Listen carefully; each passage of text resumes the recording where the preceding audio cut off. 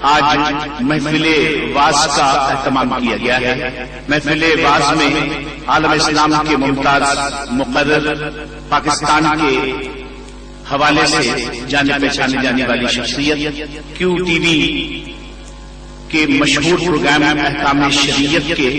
مشہور اور شرعیہ مقرر محترم جناب مفتی محمد اکمل قادری صاحب آج ہمارے درمیان موجود ہیں۔ اس محفل مبارکہ کی صدارت حضرت پیر سید عابد علی شاہ صاحب قادری جیلانی دامت برکاتہ العالیہ فرما رہے ہیں، جبکہ مہمان خصوصی ہیں حضرت پیر سید شاہد علی شاہ صاحب قادری جیلانی دامت برکاتہ العالیہ۔ تو میں آج کی اس تقریب میں مہمان مقرر جناب مفتی محمد اکمل قادری صاحب، جو کہ الحمدللہ کئی کتابوں کے مصنف بھی ہیں، بڑی خوبصورتی کے ساتھ اپنے خیالات کا اظہار کرتے ہیں اور لوگوں کو علم کی دولت بانٹتے ہیں۔ میں ان سے گزارش کرتا ہوں، ان اشعار کے ساتھ ان کو دعوت دے رہا ہوں کہ یہ ناز، یہ انداز ہمارے نہیں ہوتے، جھولی میں اگر ٹکڑے تمہارے نہیں ہوتے، اور ملتی نہ اگر بھیک حضور آپ کے در سے اس گھاٹ سے منتوں کے گزارے نہیں ہوتے، اور ہم جیسے نکموں کو گلے کون لگاتا، سرکار اگر آپ ہمارے نہیں ہوتے۔ تشریف لاتے ہیں حضرت قبلہ مفتی محمد اکمل قادری صاحب اپنے بصیرت افروز بیان میں۔ الحمدللہ رب العالمین والصلاة والسلام علی سید الانبیاء والمرسلین، اما بعد فاعوذ باللہ من الشیطان الرجیم، بسم اللہ الرحمن الرحیم۔ الا ان اولیاء اللہ لا خوف علیہم ولا هم يحزنون الذين آمنوا وكانوا يتقون لهم البشرى في الحياة الدنيا والآخرة ذلك هو الفوز العظيم۔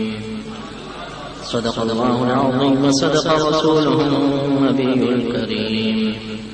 وقال تبارك وتعالى في شان حبيبه إن الله وملائكته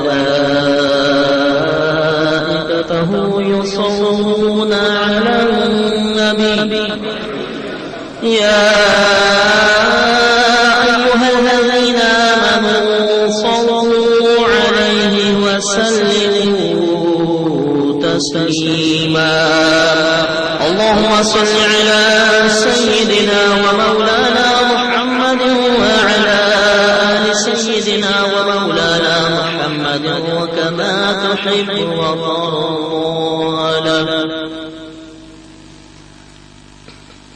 سب سے پہلے تو میں اپنے ان تمام بزرگوں کا شکریہ ادا کرتا ہوں کہ جنہوں نے مجھے یہ موقع عطا کیا کہ میں ان کے سامنے کچھ کہنے کی سعادت حاصل کر رہا ہوں، اور میں اس کو اپنے لیے بہت بڑی سعادت تصور کرتا ہوں کہ ہمارے اکابرین اسلام تشریف فرما ہو اور ان کی موجودگی میں کچھ کلمات کہنے کی سعادت حاصل ہو جائے، کیونکہ جب ہمارے بزرگ دینی علامت اللہ تبارک و تعالیٰ کی بارگاہ کے مقرب بندے تشریف فرما ہوتے ہیں تو صحیح احادیث کریمہ اس بات پر گواہ ہیں کہ ان پر اللہ تبارک و تعالیٰ کی مسلسل رحمتوں کا نزول ہوتا ہے۔ تو ہم جیسے کمتر اور ناچیز ان کی بارگاہ میں حاضر ہوں گے تو جو رحمتیں اللہ تبارک و تعالیٰ کی بارگاہ سے ان پر نازل ہو رہی ہیں، اللہ کی رحمت سے بعید ہے کہ وہ رحمتیں ہماری طرف متوجہ نہ ہوں۔ اسی لیے ہمارے اکابرین نے نوافل کی ادائیگی سے زیادہ اکابرین کی صحبت کو افضل قرار دیا ہے، کیونکہ ان بزرگوں کی زیارت بھی بہت افضل ہوتی ہے۔ نوافل ادا کریں گے، شیطانی وسوسوں سے آزاد رہنا مشکل ہے، کیونکہ اللہ تبارک و تعالی نے بعض شیاطین کو اسی لیے مخصوص کر دیا ہے کہ وہ وساوس ڈالیں۔ لیکن جب آپ کسی بزرگ کی زیارت کر رہے ہوں گے تو انشاءاللہ عز و جل قلب وساوس سے پاک و صاف ہوگا، بلکہ آپ یہ محسوس کریں گے کہ ان کی زیارت کی برکت سے دل میں عبادت کا شوق، ذوق اور جذبہ بیدار ہوتا ہے۔ اور میرا ذاتی مشاہدہ ہے کہ بہت سے لوگ ایسے ہوتے ہیں کہ جب بزرگان دین کی زیارت کرتے ہیں تو انہیں اپنی خطاؤں پر ندامت محسوس ہونا شروع ہو جاتی ہے، بسا اوقات توبہ کی توفیق بھی مل جاتی ہے۔ تو چونکہ ہمارے اکابرین کا وجود مسعود بہت بڑی اللہ تبارک و تعالیٰ کی کرم نوازی ہے، لہذا میں ہمیشہ اپنے لیے اس کو سعادت سمجھتا ہوں کہ میں کسی ایسی محفل میں حاضر ہو کر اپنے بزرگان دین کے دستے شفقت کے سائے میں کچھ عرض کرنے کی سعادت حاصل کروں۔ آپ کی خدمت میں مزید شکریہ، ہمارے نقیب محفل ماشاءاللہ لوگوں کی نفسیات سے بہت اچھی طرح واقف ہیں، کسی کو چھوڑتے نہیں ہیں، ہر ایک کی نفسیات کو کیچ کرنے کے بعد بہت اچھے انداز سے اپنے ساتھ لے کر چلتے ہیں، اور یہ ایک فن ہے، یہ ہر ایک کے بس کی بات نہیں ہے۔ مائک پکڑ لینا آسان ہے، لیکن قوم کو اپنے ساتھ لے کر چلنا بہت مشکل کام ہوتا ہے۔ اس لیے بعض مائک پکڑنے والوں کو کہا جاتا ہے کہ خدا را مائک چھوڑ دیں، اور بعض مائک پکڑنے والے ایسے ہوتے ہیں جن سے کہا جاتا ہے کچھ اور ارشاد فرمائے تو ذرا اچھا رہے گا۔ ماشاءاللہ سلیم نام ہے نا آپ کا، سلیم بھائی ماشاءاللہ انہی سیکنڈ کیٹیگری میں سے ہیں۔ اللہ تعالیٰ ان کو مزید زبان کی روانی تاثیر عطا فرمائے، مزید اللہ تعالیٰ کلمات عطا فرمائے۔ یقیناً بزرگوں کا سایہ ہے، بزرگوں کا ادب کرتے ہیں تو اللہ تعالیٰ اسی برکات سے ضرور نوازتا ہے۔ آپ کی خدمت میں آیت درود تلاوت کرنے کا شرف حاصل ہوا، اس کے بعد کچھ کلمات انشاءاللہ اولیاء اعظام کے بارے میں عرض کروں گا۔ پہلے آیت درود کے بارے میں چند باتیں ضروری سمجھتا ہوں آپ کی خدمت میں عرض کر دیتا ہوں۔ ان اللہ وملائکتہ یصلون علی النبی، بے شک اللہ عز و جل اور اس کے فرشتے ان نبی کریم صلی اللہ علیہ وسلم پر درود بھیجتے ہیں۔ یہاں پر یہ بات ضرور یاد رکھیے گا کہ بعض ہمارے مسلمان بھائی اس طرح ترجمہ کر دیتے ہیں کہ بے شک اللہ تعالیٰ اور اس کے فرشتے ان نبی کریم صلی اللہ علیہ وسلم پر درود پڑھتے ہیں۔ تو پڑھنے کا لفظ اللہ تبارک و تعالیٰ کے لیے استعمال نہیں ہوتا، کیونکہ اس سے یقیناً یہ تصور ذہن کے اندر آتا ہے کہ اللہ تبارک و تعالیٰ انسانوں کی طرح یا تو لبہائے مبارکہ سے کچھ کلمات ادا کر رہا ہے، بس اوقات ایک تسبیح کا تصور بھی آتا ہے کہ تسبیح پہ کوئی درود پاک پڑھ رہا ہے، حالانکہ اللہ تبارک و تعالیٰ کی طرف جب درود کی نسبت کی جاتی ہے تو اس سے پڑھنا مراد نہیں ہے۔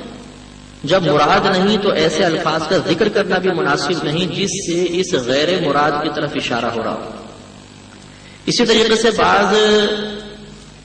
عدم واقفیت کی بنا پر یوں کہہ دیا کرتے ہیں کہ دیکھیں درود ایک ایسی افضل عبادت ہے جو اللہ بھی کر رہا ہے،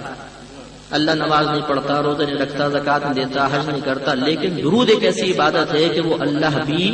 اس عبادت کو کر رہا ہے اور ہم بھی کر رہے ہیں۔ نہیں بے شک نہیں، تو میں تو اس کی غلطی کی نشاندہی کرنا چاہ رہا ہوں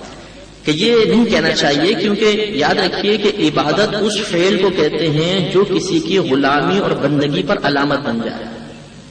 اب اگر ہم یوں کہیں گے کہ اللہ تبارک و تعالی درود پاک پڑھنے کی عبادت کر رہا ہے تو معاذ اللہ گویا کہ ہم یہ کہہ رہے ہیں کہ اللہ تعالیٰ ایک ایسا فعل سر انجام دے رہا ہے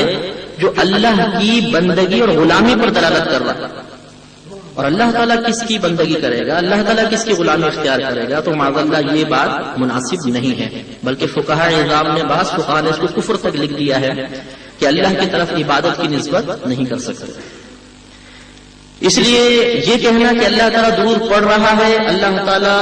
درود کی عبادت کر رہا ہے، یہ غلط ہے۔ صحیح یہ ہے کہ ہم بھیجنے کی نسبت اللہ کی طرف کریں کہ بے شک اللہ تبارک و تعالیٰ اور اس کے فرشتے ان نبی کریم صلی اللہ علیہ وسلم پر درود بھیجتے ہیں۔ اور پھر آگے اللہ نے ارشاد فرمایا کہ اے ایمان والو تم بھی نبی کریم صلی اللہ علیہ وسلم پر درود اور خوب سلام بھیجو۔ اب یہاں پر یہ سوال بیدار ہوتا ہے کہ جب اللہ کی طرف ہم درود کی نسبت کرتے ہیں تو اس کا کیا مطلب ہے، فرشتوں کی طرف کرتے ہیں تو اس کا کیا معنی ہے، اور جب ہماری طرف درود کی نسبت ہوتی ہے تو اس کا کیا مفہوم ہے۔ یاد رکھیے کہ جب اللہ تبارک و تعالی کی طرف درود کی نسبت کی جائے، یعنی ہم یوں کہیں کہ اللہ تبارک و تعالی درود بھیجتا ہے، تو اس کا مطلب ہوتا ہے رحمت نازل فرمانا۔ اور جب فرشتوں کی طرف درود کی نسبت کی جائے، یعنی ہم یوں کہیں کہ فرشتے درود بھیجتے ہیں،